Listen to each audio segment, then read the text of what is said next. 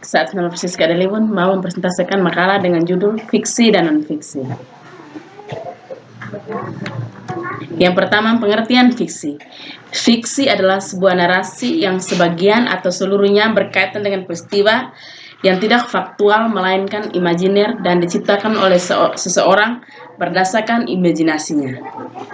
Yang berikut unsur-unsur fiksi. Yang pertama, unsur intrinsik. Unsur intrinsik adalah unsur yang membangun karya sastra itu sendiri. Yang kedua, unsur ekstrinsik.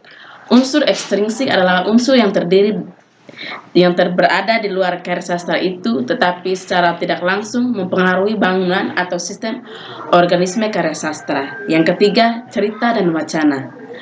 Cerita merupakan isi dari ekspresi naratif, sedang wacana merupakan bentuk dari sesuatu atau cerita isi.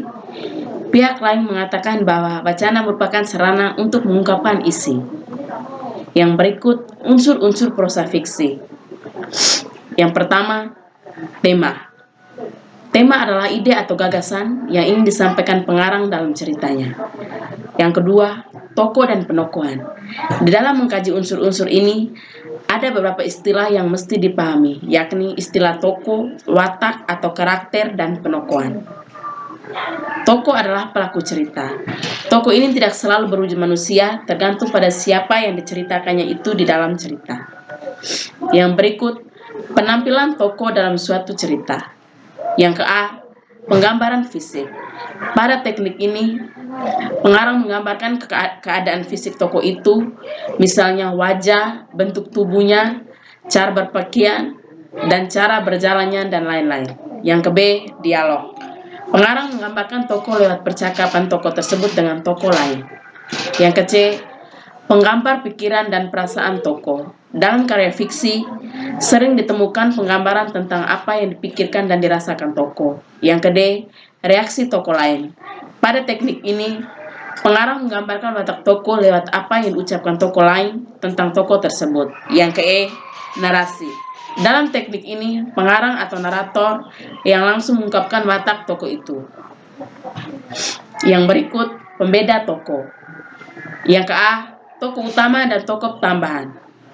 Dilihat dari segi tingkat pentingnya, tokoh dalam cerita, tokoh dapat dibedakan atas tokoh utama dan tokoh tambahan.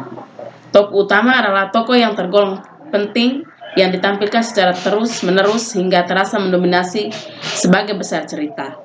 Tokoh tambahan adalah tokoh yang hanya dimunculkan sekali-kali atau beberapa kali dalam cerita tersebut. Yang ke-B, tokoh protagonis dan antagonis. Tokoh protagonis adalah tokoh yang mendapat empati pembaca, sedangkan tokoh antagonis adalah tokoh yang menyebabkan terjadi konflik atau tokoh yang jahat. Yang ke-C, tokoh statis dan tokoh dinamis. Tokoh statis adalah tokoh yang memiliki sifat dan watak yang tetap. Sedangkan tokoh dinamis adalah tokoh yang mengalami perkembangan watak dengan plot yang diceritakan atau alur yang diceritakan. Yang berikut, alur dan pengaluran. Jalan cerita adalah peristiwa demi peristiwa yang terjadi susul menyusul. Lebih dari itu, alur adalah rangkaian peristiwa yang sering berkaitan karena hubungan sebab akibat. Yang berikut, latar. Latar adalah tempat, hubungan waktu dan lingkungan sosial atau tempat terjadi peristiwa yang diceritakan. Latar dibagi menjadi 3, yaitu latar waktu, latar tempat, dan latar sosial.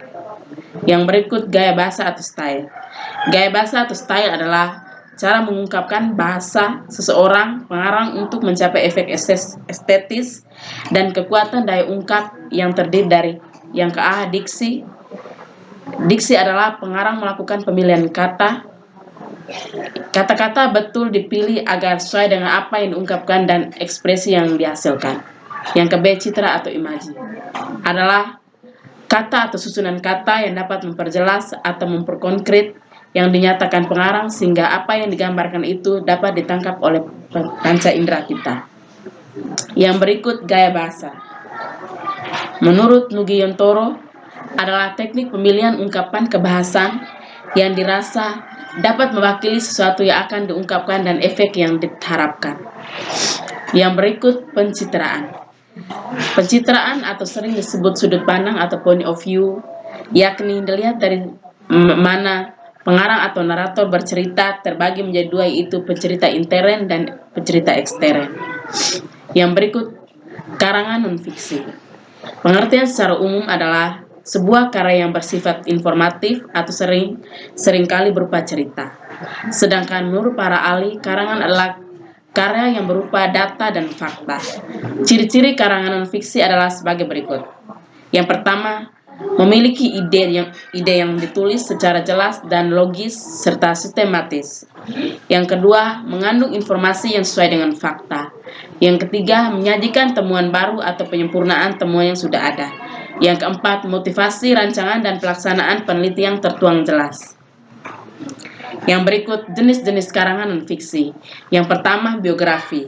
Adalah kisah atau keterangan tentang kehidupan seseorang atau data yang ditulis oleh seseorang.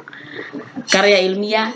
Karya ilmiah adalah laporan tertulis dan diterbitkan yang memaparkan hasil penelitian atau pengkajian yang telah dilakukan oleh seseorang atau sebuah tim. Yang berikut berita.